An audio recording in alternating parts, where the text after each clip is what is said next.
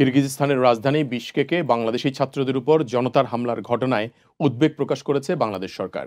রোববার গণমাধ্যমে পাঠানো এক সংবাদ বিজ্ঞপ্তিতে পরিস্থিতির গভীরভাবে পর্যবেক্ষণ করা হচ্ছে বলে জানানো হয়। বিজ্ঞপ্তিতে বলা হয়, কিরগিজস্তানে অবস্থানরত বাংলাদেশি শিক্ষার্থীদের সঙ্গে বাংলাদেশ সরকার অনবরত যোগাযোগ রক্ষা করে যাচ্ছে। এখনো পর্যন্ত কোনো হতাহতের ঘটনা ঘটেনি। উজবেকিস্তানে বাংলাদেশ দূতাবাস ইতোমধ্যে নিজেদের ফেসবুক পেজে একটি জরুরি নাম্বার শেয়ার করেছে এবং প্রয়োজনে তাদের সাথে যোগাযোগ করতে বলেছে।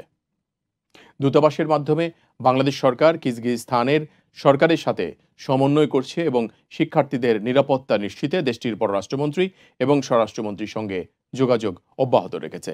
উজবেকিস্তানে নিযুক্ত বাংলাদেশের রাষ্ট্রদূতকে দ্রুত বিশকেক ভ্রমণ করে পরিস্থিতি পর্যবেক্ষণের জন্য নির্দেশ দেওয়া হয়েছে বলেও বিজ্ঞপ্তিতে জানানো হয়।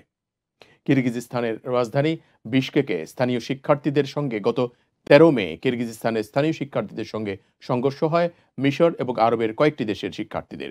আহত হন কিরগিজস্তানের এক শিক্ষার্থী, আর এর জেরে গত ১৬ মে রাত থেকে বিদেশি শিক্ষার্থীদের উপর হামলা শুরু করে স্থানীয়রা। আর এতে করে আতঙ্কিত হয়ে পড়েন সেদেশে অবস্থানরত বাংলাদেশি, ভারতীয় এবং পাকিস্তানি শিক্ষার্থীরা।